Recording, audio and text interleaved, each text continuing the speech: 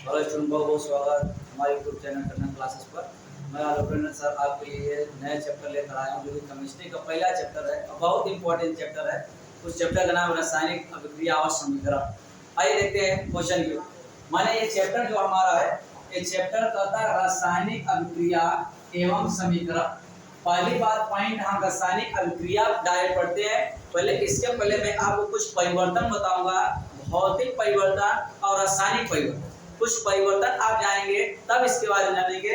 पहले आपको मालूम होना चाहिए कि परिवर्तन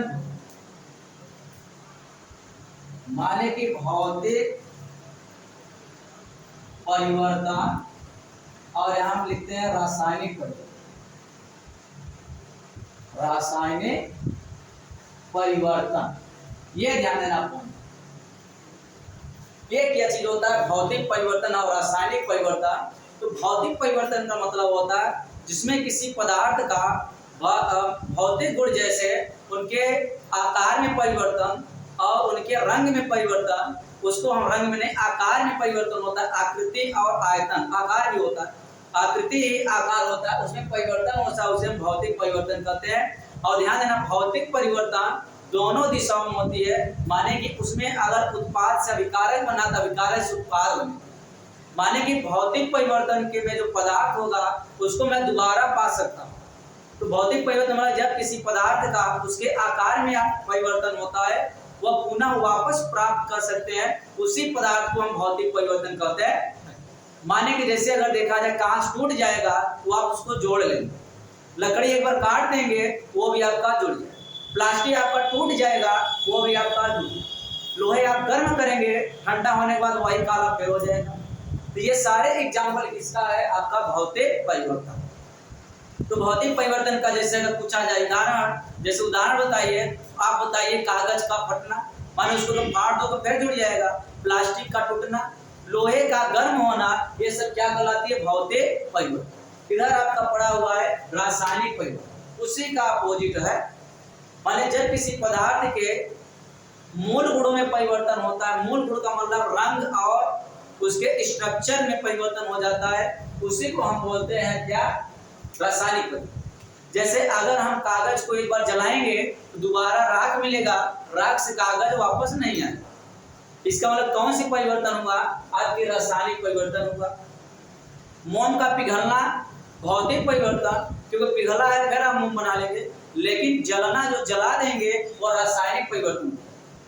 क्लियर हुआ। आइए इसके बाद अब हम चलते हैं कि ये जो दो टॉपिक हुआ, भौतिक परिवर्तन, रासायनिक परिवर्तन, इसके बाद हमारा पहला हो गया, ये दूसरा हो गया, तीसरा टॉपिक हम देखते हैं। आपका तीसरा टॉपिक आपका है रासायनिक अभिक्रिया।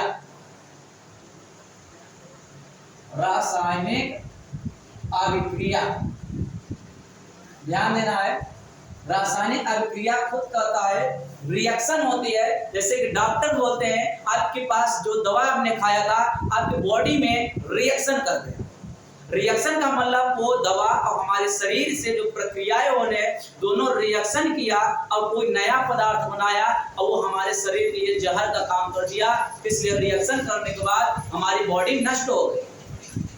तो रिएक्शन का मतलब समझ जाना होता है, वो लोग डॉक्टर ज्यादातर रिएक्शन करते हैं, आपका रिएक्शन हो गया, लेकिन उसी हिंदी का नाम है अभिक्रिया। अभिक्रिया का मतलब होता है जुड़ना। अभिक्रिया का मतलब होता है जुड़ना। जब कोई पदार्थ एक या एक से अधिक पदार्थ आपस में जुड़कर किसी नए पदार्थ का निर्माण करते हैं, उसी को हम बोलते हैं रासायनिक अभिक्रिया। जब दो या दो से या एक लीजिए, एक से अधिक लीजिए पदार्थ, उसको आप संयोग करेंगे नया पदार्थ बनेगा, उसी को हम बोलते हैं रासायनिक अभिक्रिया।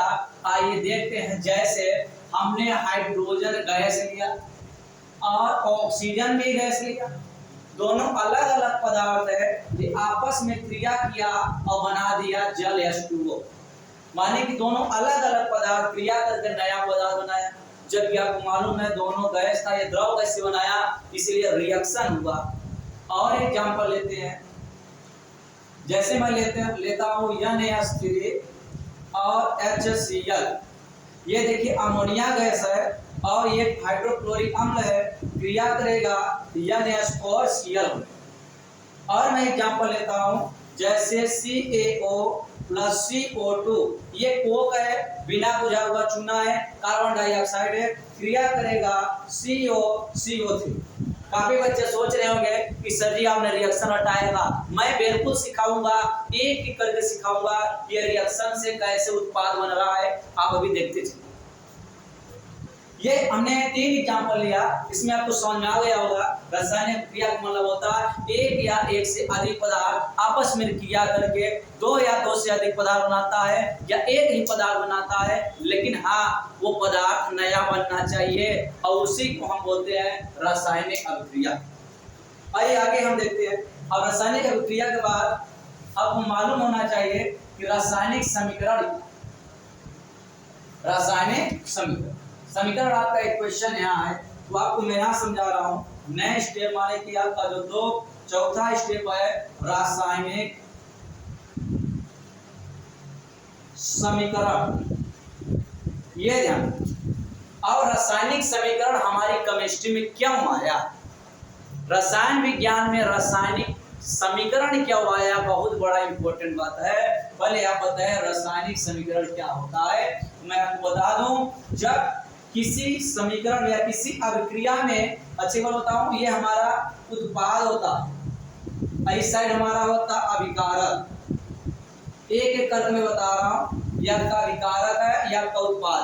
तो जब किसी अभिक्रिया के अभिकारक और उत्पाद के सूत्रों को सांकेतिक रूप में लिखते हैं, उसी को हम बोलते हैं रासायनिक समीकरण। माने अभिकारक और उत्पाद के सूत्रों के सांकेतिक रूप में लिखेंगे, उसी को हम बोलेंगे रासायनिक समीकरण। जैसे अगर देखा जाए, हमने कहा कि कार्बन ऑक्सीजन से क्रिया करके, माने O2 से क्रिया करके कार्बन डाइऑक्साइड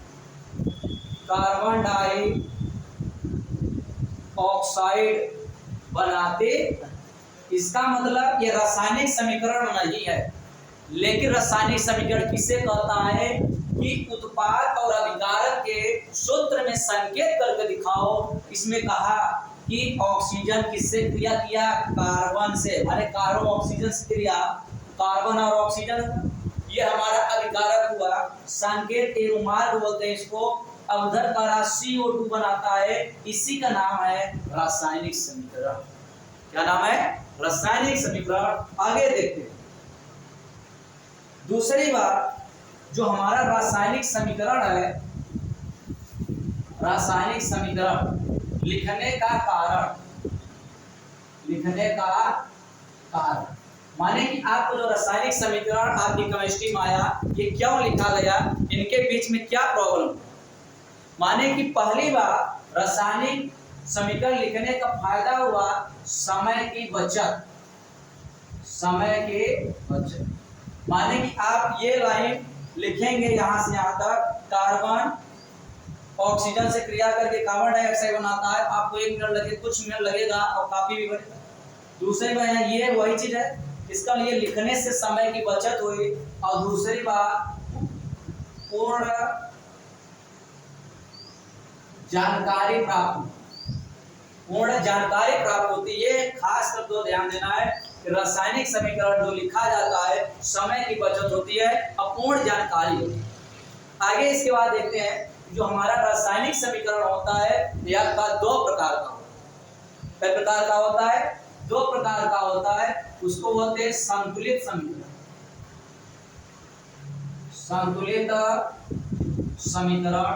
दूसरा का होता है असंतुलित समीकरण। ये अंग्रेजियों के बैलेंस इक्वेशन, अनबैलेंस इक्वेशन। अब ध्यान देना है कि संतुलित समीकरण किसे कहेंगे, असंतुलित समीकरण किसे कहेंगे। तो संतुलित समीकरण में होता है जब वे समीकरण जिनके अभिकारक और उत्पादों के परमाणुओं की संख्या समान होती है, उसी को हम बोलते हैं संतुलित समीकरण। माने अभिकारक और उत्पाद में जो परमाणु भाग ले रहे हैं, इसमें हम ये देखेंगे उनकी संख्या समान है तो संतुलित समीकरण, और नहीं समान है तो असंतुलित। जैसे हमने कहा जल से क्रिया किया O2 तो बनाएगा H2O। इसका मतलब हम देख रहे हैं कि इनका समीकरण समान नहीं, हाइड्रोजन 2 है तो 2 H ठीक है, ऑक्सीजन यहाँ 2 है लेकिन यहाँ 1 है, इसका मतलब असंतुलित। और देखा जाए जैसे हाइड्रोजन और क्लोरीन, माने हाइड्रोजन और क्लोरीन ले रहा हूँ, आपका बनाएगा HCl। अभी हमने हाइड्रोजन प्लस क्लोरीन जो लिया था HCl बनाएगा असंतुलित। और एग्जांपल लेते हैं, 1 हो गया 2, माने कि इसी का एग्जांपल है। और लेते हैं तीसरा, जैसे आपको यहाँ लिखा जाए फास्फोरस और ऑक्सीजन से क्रिया करेगा, फास्फोरस पेंटाऑक्साइड बनाएगा, ये आपका संतुलित नहीं है तो इसको हम बोलेंगे अच्छे संतुलित है। ध्यान देना संतुलित है तो इसका मतलब परमाणु की संख्या आपका संतुलित नहीं है तो सारा असंतुलित कर है। लेकिन संतुलित करने के लिए अगर यहाँ 2 से कर दिया जाए तो संतुलित है, यहाँ 2 से कर दिया जाए संतुलित है। अब यहाँ से प्रॉब्लम होगा, यहाँ मैं 4 से कर दूं, यहाँ 5 से कर दूं, यहाँ क्या कर दूं 2 से कर दूं, माने कि यहाँ कितना P2O5 फास्फोरस पेंटाऑक्साइड बनाता है। अब ये ध्यान देना, ये रिएक्शन आपका देखिए दोनों से 5-10 संतुलित, लेकिन ये सारे रिएक्शन आपका संतुलित समीकरण। कौन समीकरण? संतुलित, जिनमें अभिकारक और उत्पाद की संख्या समान रहेगी संतुलित कहलाती है, और जब नहीं समान रहेगी असंतुलित कहलाती है।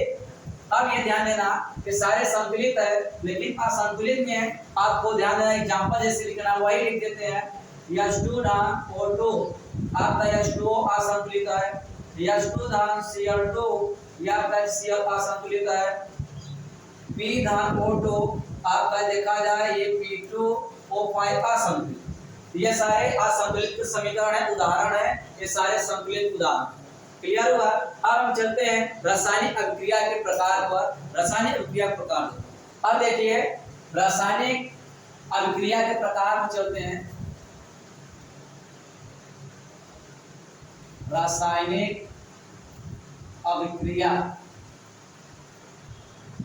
रासायनिक अभिक्रिया के प्रकार, types of chemical reaction, types of chemical reaction. ध्यान देना रासायनिक क्रिया के प्रकार है, पहला हम पढ़ेंगे संयोजन अभिक्रिया। संयोजन अभिक्रिया या रासायनिक अभिक्रिया भी लिख सकते हो, रासायनिक अभिक्रिया। दूसरा पढ़ेंगे वियोजन, वियोजन रासायनिक अभिक्रिया। तीसरा पढ़ेंगे विस्थापन, विस्थापन रासायनिक अभिक्रिया। तीसरा चौथा पढ़ेंगे द्विविस्थापन, द्विविस्थापन रासायनिक अभिक्रिया। पांचवा पढ़ेंगे उष्मा, उष्मा शोषित या उष्माक्षेपी, उष्माक्षेपी रासायनिक अभिक्रिया। छठवा पढ़ेंगे उष्मा शोषित रासायनिक अभिक्रिया। सातवां पढ़ेंगे ऑक्सीकरण तथा अपचयन, अपचय। फिर इसी का हम खंड पढ़ेंगे और इसी में 8वां टॉपिक पढ़ा देंगे आपको।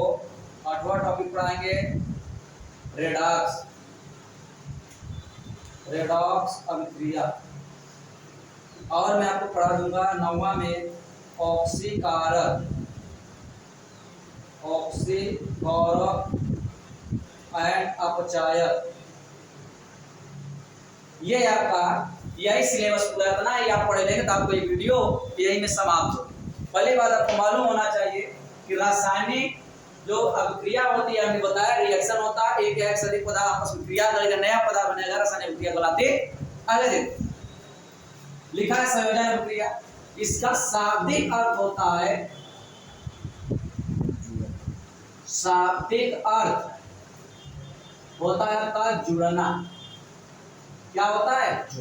शाब्दिक अर्थ का मतलब होता है जुड़ेगा। माने कि अगर पूछा जाए जब 2 या 2 से अधिक पदार्थ आपस में जुड़कर किसी नए पदार्थ का निर्माण करता है उसी को हम बोलते हैं संयोजन अभिक्रिया।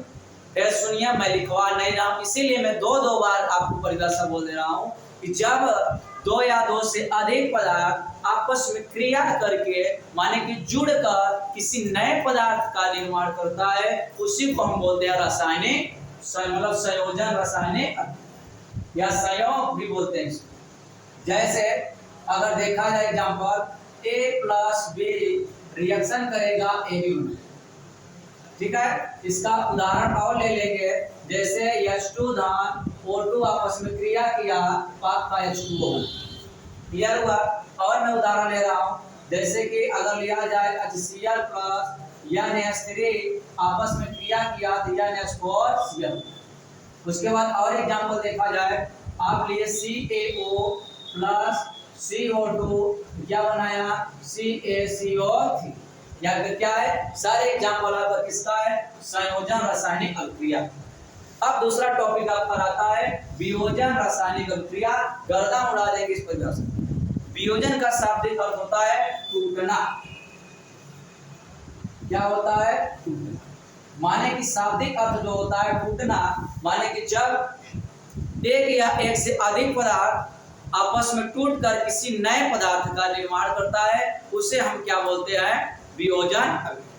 जैसे अगर देखा जाए एग्जांपल में AgNO3 आपस में मतलब टूटेगा, वियोजित होगा, आपका बनाएगा Ag प्लस, यहाँ पर NO3 रहेगा NO3। और देखा जाए अगर यहाँ H2O जब टूटेगा आपस में तो H2 धान O2 बनाएगा, संतुलित के लिए यहाँ 2 से करेंगे, यहाँ 2 से। क्लियर हो रहा है।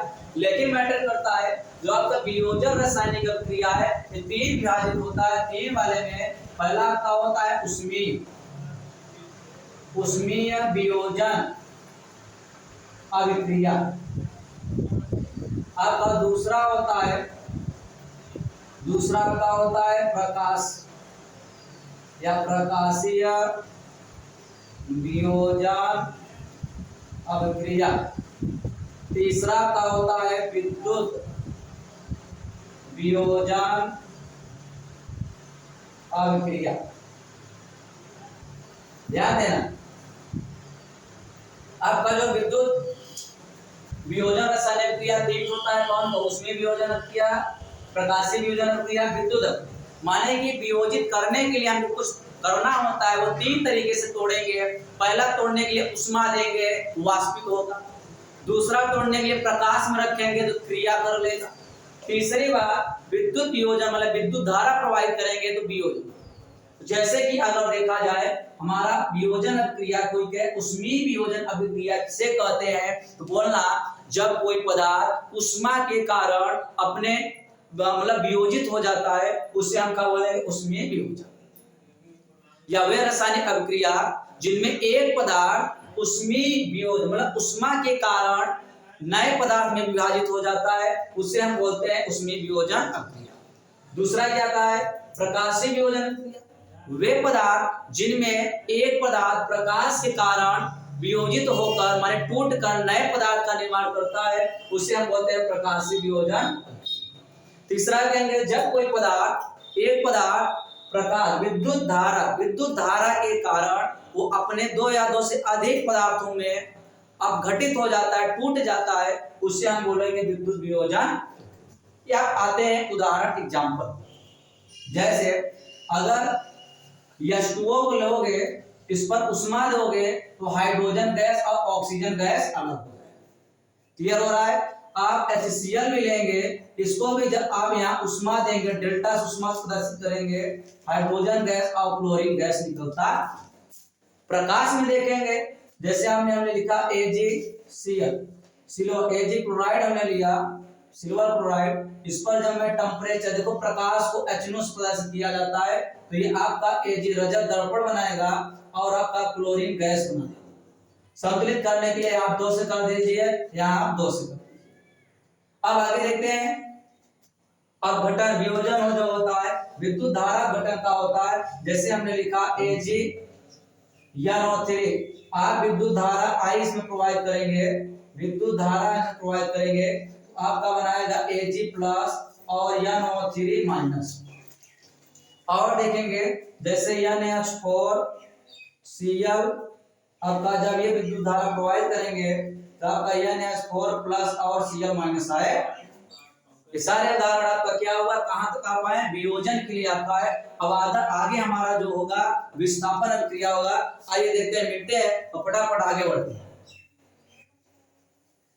कापी कलम लेकर बैठे और तुरंत इसको उतारते चले, यही हमारा निवेदन है स्टूडेंटों से। आइए किसका बारी आया आपका, आप कहा गया किसका, माने कि आपका ये हो गया, ये हो गया, किसका है, विस्थापन, रासायनिक अभिक्रिया,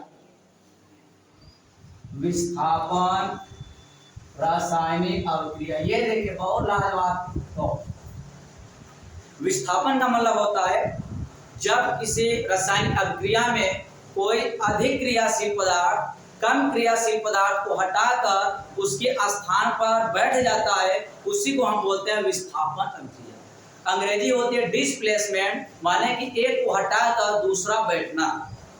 समझ आ रहा है? जैसे कि आप लोग देखते हो, कोई अगर चेयर पर बैठा रहता है, अगर उससे ज्यादा क्रियाशील होता है वो चेयर छोड़ देता है, क्योंकि अगर नहीं हटेगा तो बवाल होना। सही बात है नहीं है? अगर आप लोग कहीं देखते हैं, शादी विवाह में गए होंगे, आप देखे होंगे ना, तो वहां अगर कोई बैठा है, अगर कोई दबंग उसके साथ आ रहा है, वो पहले जान रहा है तो बैठने नहीं देगा, उठा देगा, वो पहले हट जाता है। होता ही नहीं होता है? तो वही चीज कर रहा है विस्थापन। मतलब होता है कि ज्यादा क्रियाशील वाला कम क्रियाशील को हटाकर अपने विस्थापन करेगा और बैठ जाएगा। जैसे अगर देखा जाए Fe प्लस CuSO4, ये देखिए, ये देखा इसको कापर डरने लगा क्योंकि ज्यादा मजबूत, माने इसको हटाएगा और इसको बैठ जाएगा, बनाएगा FeSO4 प्लस कापर अकेला। आगे देखते हैं, ये भी जिंक है, जिंक कापर सल्फेट को तुरंत हटाएगा, ये इसको हटाकर बैठ जाएगा, यहाँ बनेगा जिंक सल्फेट, जिंक सल्फेट और आपको ये कापर बार। ऐसे आपको देखा जाए जिंक प्लस H2SO4, ये बनेगा zinc SO4 plus H2 gas बार। क्लियर हुआ? हमने क्या कहा, जब वे रासायनिक अभिक्रिया जिसमें अधिक क्रियाशील पदार्थ कम क्रियाशील के यौगिक में से हटाकर विस्थापित हो जाती है, उसी को हम बोलते हैं विस्थापन अभिक्रिया। ये आपका एग्जांपल तीनों हो गया। आगे आपका टॉपिक आने वाला है द्वि विस्थापन अभिक्रिया। ये आपका क्या है, द्वि विस्थापन अभिक्रिया। देखिए रासायनिक अभिक्रिया ही होता है, मतलब रासायनिक क्रिया लिखिए ना लिखिए, अब अभिक्रिया हमेशा रसायन में ही होता है, भौतिक में अभिक्रिया कभी नहीं होता, इसलिए रसायन विज्ञान में लिखे या ना लिखे कोई दिक्कत नहीं है। आगे मैटर करता है तो विस्थापन रासायनिक अभिक्रिया जो होता है, इस पर ध्यान देना है। इसमें क्या होगा कि वे भौतिक रसायन मतलब वे रासायनिक अभिक्रिया जिसमें अभिकार आयनों के रूप में भाग लेता है, उसको हम बोलते हैं द्वि विस्थापन रासायनिक अभिक्रिया।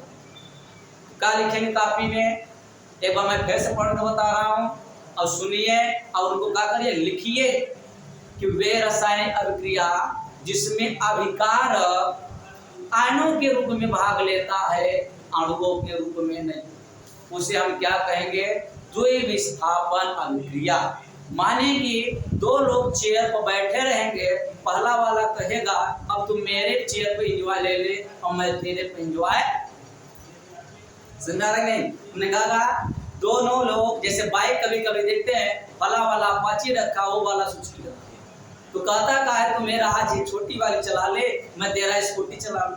माने कि आपस में ट्रांसफर हुए, उसी को हम बोलते हैं द्वि विस्थापन अभिक्रिया।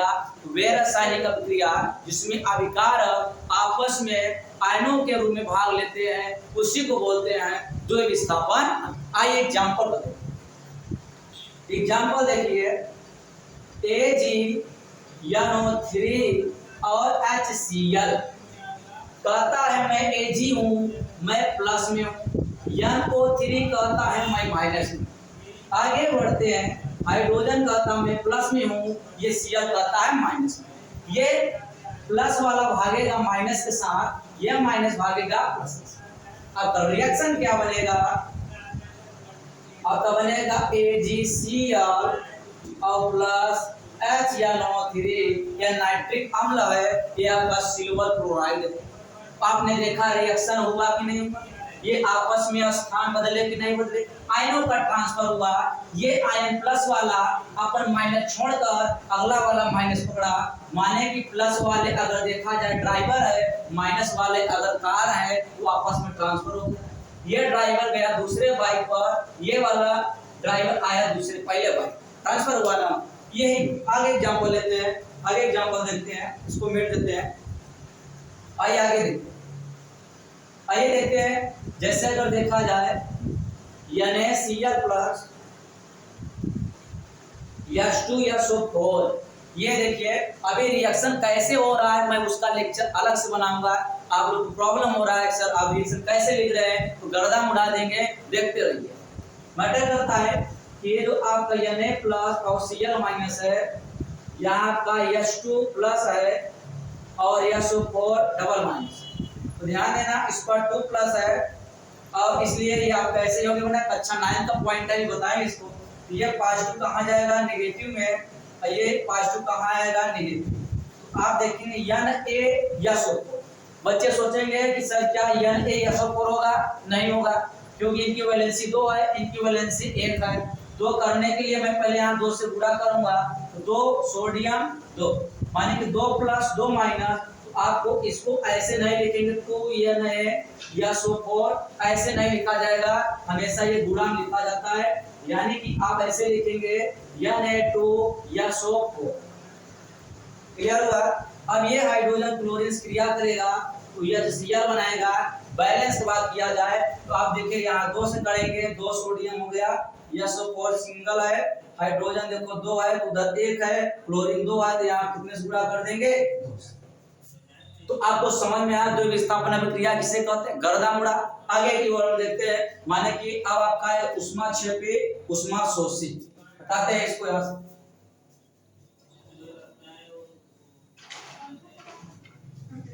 आइए आपका आएगा ऊष्माक्षेपी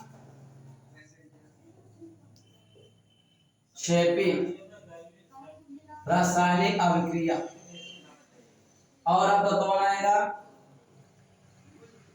ऊष्मा शोषी रासायनिक अभिक्रिया। क्लियर कर।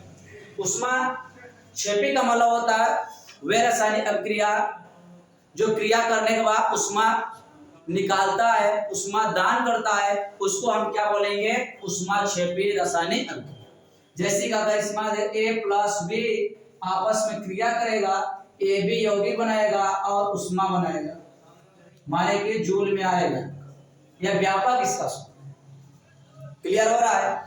ये आपको परिभाषा क्या लिखेंगे, वह रासायनिक अभिक्रिया जिसमें ऊर्जा निकलता है या ऊष्मा निकलता है, उसी को हम बोलते हैं ऊष्मा क्षेपी। क्षेपी का मतलब त्यागना, शोषी का मतलब ग्रहण करना, उसी का उल्टा गया है ऊष्मा शोषी रासायनिक अभिक्रिया। वे रासायनिक अभिक्रिया जिनमें ऊष्मा की आवश्यकता होती है, क्रिया करने के लिए ऊष्मा की आवश्यकता होती है, ऊष्मा बोले थे ऊर्जा, उसी को हम बोलते हैं ऊष्मा शोषी रासायनिक।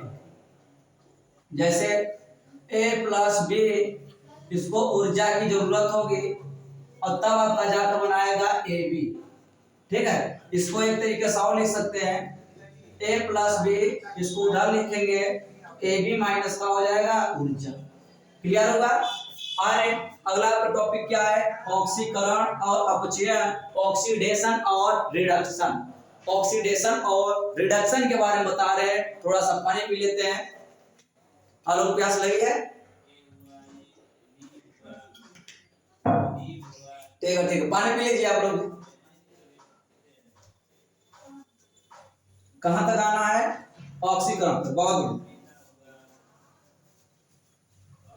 काफी कलम लेकर बैठे हैं स्टूडेंट, बहुत बड़ा निवेदन आपसे कि आप लोग आगे नहीं बढ़ेंगे तो बड़ी दिक्कत होगी, क्योंकि मेहनत भी कर रहा हूं। आइए देखते हैं ऑक्सीकरण संख्या और अपचयन। तो पहली बार जो ऑक्सीकरण है, ऑक्सीकरण इसमें होता है ऑक्सीजन का जुड़ना और हाइड्रोजन का घटना। ध्यान देना, इसमें क्या होगा, इसमें ऑक्सीजन माने कि हिंदी में लिखते हैं ऑक्सीजन ऑक्सीजन जुड़ता है, ऑक्सीजन जुड़ता है, परंतु हाइड्रोजन या क्या लिखते हैं, या हाइड्रोजन घटता है, या दोनों दोनों होने का मतलब ऑक्सीजन जुड़ता भी रहा है, हाइड्रोजन निकलता भी रहा है, तो उसको हम क्या बोलेंगे, ऑक्सीकरण। कैसे आप लिखेंगे परिभाषा, ऑक्सीकरण किसे कहेंगे, लिखेंगे। अगर ऑक्सीकरण आपसे समीकरण भी कहता है, कभी कभी ऑक्सीकरण समीकरण भी कह देगा, तो आप बोलेंगे वे समीकरण जिनमें हाइड्रोजन का निकलना या ऑक्सीजन का जुड़ना या दोनों होता है, उसको हम बोलते हैं ऑक्सीकरण अभिक्रिया। क्या बोलेंगे, ऑक्सीकरण अभिक्रिया। उसी का उल्टा आपका है अपचयन। उसी का उल्टा क्या, अपचयन का उल्टा हो, मतलब ऑक्सीकरण का अपोजिट अपचयन। इसमें उसी का उल्टा कर दो, इसमें ये लिख देते हैं ऑक्सीजन, ऑक्सीजन का घटना या हटना, घटना या हाइड्रोजन का जुड़ना या दोनों होना, उसे हम बोलते हैं अपचयन अभिक्रिया। अभिक्रिया आएगा तो ये लिखेंगे।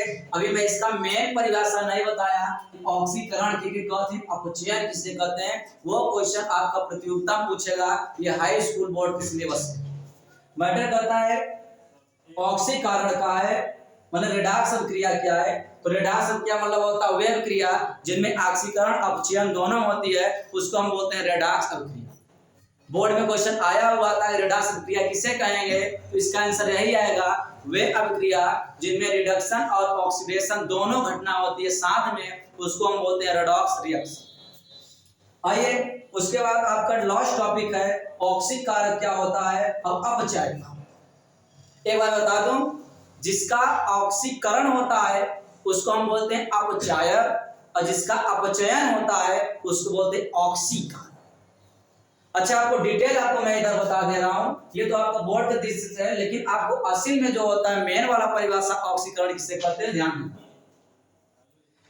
इलेक्ट्रॉन निकलने की, इलेक्ट्रॉन निकलने की प्रक्रिया को ऑक्सीकरण कहते हैं, ऑक्सीकरण कहते हैं। ध्यान देना, ऑक्सीकरण का मतलब क्या होता है, जब किसी पदार्थ में इलेक्ट्रॉन त्यागने की प्रक्रिया को हम क्या बोलते हैं, ऑक्सीकरण। यह परिभाषा अलग है। जैसे अगर देखा जाए एल्यूमिनियम Al से 3 इलेक्ट्रॉन निकलेगा, Al से 3 इलेक्ट्रॉन निकलेगा, Al 3 प्लस और क्या आ जाएगा 3 इलेक्ट्रॉन। ध्यान देना, प्रतियोगिता लेवल ये टॉपिक का लास्ट में बता दे रहा, last topic best topic matter करता है एल्यूमिनियम। और ध्यान देना कि ऑक्सीकरण में संयोजकता बढ़ती है, इसमें संयोजकता बढ़ती है, ये ध्यान देना। ऑक्सीडेशन में वैलेंसी का मान बढ़ती है। कैसे, एल्यूमिनियम कोई चार्ज नहीं था, 3 इलेक्ट्रॉन निकाल दिया, 3 प्लस आ गया। और ध्यान देना, ऑक्सीडेशन का मतलब होता है जब कोई पदार्थ, कोई धातु, कोई तत्व इलेक्ट्रॉन निकालने की प्रक्रिया को ऑक्सीकरण कहते हैं। जैसे एल्यूमिनियम 3 इलेक्ट्रॉन निकाला, 3 प्लस, माने कि यहाँ कोई प्लस नहीं था, यहाँ 3 हो गया, इसकी मतलब क्या हो, संयोजकता बढ़ती। और एग्जांपल देखिए, जैसे मैग्नीशियम देखिए 2 इलेक्ट्रॉन निकालेगा, Mg2 प्लस और 2 इलेक्ट्रॉन, इसका मतलब संयोजकता भी बढ़ा और 2 इलेक्ट्रॉन भी निकाला, ये क्या हुआ, ऑक्सीकरण। लेकिन ध्यान से, जिसका ऑक्सीकरण होता है उसी को हम बोलते हैं अपचायक। अगर आपसे पूछा जाए इसमें अपचायक कौन है, तो आप बोलेंगे ऑक्सीडेशन किसका हुआ, एल्यूमिनियम, इसी को हम बोलते हैं अपचायक। समझ आ रहा है। ऐसे देखते हैं अभी आपका जो है अपचयन। जो अपचयन रिडक्शन है, इसका मतलब इलेक्ट्रॉन ग्रहण करने की प्रक्रिया को अपचयन कहते हैं। यहाँ मैं ऑक्सीडेशन लिख दे रहा हूं, ऑक्सीडेशन यहाँ लिखेंगे, क्या लिखेंगे, इलेक्ट्रॉन ग्रहण करने की प्रक्रिया को क्या कहेंगे? अपचयन। ध्यान देना, अपचयन में क्या होता है? इलेक्ट्रॉन आपका क्या होगा? ग्रहण करेगा, जैसे देखा जाए। और ध्यान देना, इसमें संयोजकता का मान घटती है, यह ध्यान देना। इसमें संयोजकता का मान घटती है, इसमें संयोजकता का मान घटते, क्लियर करते। एग्जाम्पल देखते हैं। क्लोरीन एक इलेक्ट्रॉन ग्रहण किया तो Cl माइनस, माने कि यहाँ 0 था और 0 से -1 होना, इसका मतलब क्या हुआ? घट। और लेते हैं ऑक्सीजन 2 इलेक्ट्रॉन लेगा, वो डबल माइनस, माने कि यहाँ ऑक्सीजन इलेक्ट्रॉन लिया 2 माइनस, यहाँ 0 था, यहाँ से यहाँ क्या हुआ? तो आपको डिटेल हो गया। तो कंपटीशन लेवल पे कैसे कैसे क्वेश्चन बनेगा मैं कैसे बता दे रहा हूँ। आपका जो मेन इंटरनल परिभाषा होगा, जब IRT पॉलिटेक्निक किसी प्रतियोगिता में बैठोगे, तब ये हाइड्रोजन का जुड़ना, मतलब हाइड्रोजन का निकलना, ऑक्सीजन को जुड़ना, ये वाला लॉजिक नहीं लगेगा। लॉजिक आपका ये लग जाएगा। क्या लगेगा? इलेक्ट्रॉन निकलने प्रक्रिया को ऑक्सीकरण करते हैं, इसमें संयोजकता का मान बढ़ता है। एग्जाम्पल्स। अपचयन किसे कहते हैं? इनमें इलेक्ट्रॉन ग्रहण की प्रक्रिया को अपचयन कहते हैं। एग्जाम्पल आपके सामने। इनमें वैलेंसी का मान बढ़ता है। तो आपका ये पूरा चैप्टर मैं अब खत्म कर दिया। अब नया चैप्टर मैं डालने वाला हूँ, लेकिन कम से कम हमारे सब्सक्राइबर अब 500 नहीं होंगे तो मैं बढ़ाऊंगा नहीं। अब इस निवेदन है कि जितना जल्दी होगा हमारे चैनल पर जुड़े रहे। अभी इसके बारे में IRT का तैयारी कराऊंगा, बॉटनी कराऊंगा और एयर फोर्स NDA का भी कराऊंगा। मैटर हमको क्या करना है? एक्साइटेड करने के लिए बस आप लोग से निवेदन है कि सब्सक्राइब, लाइक, शेयर करें, ताकि हमको उत्तेजना मिले आपके लिए वीडियो बनाने के लिए। बहुत बहुत धन्यवाद।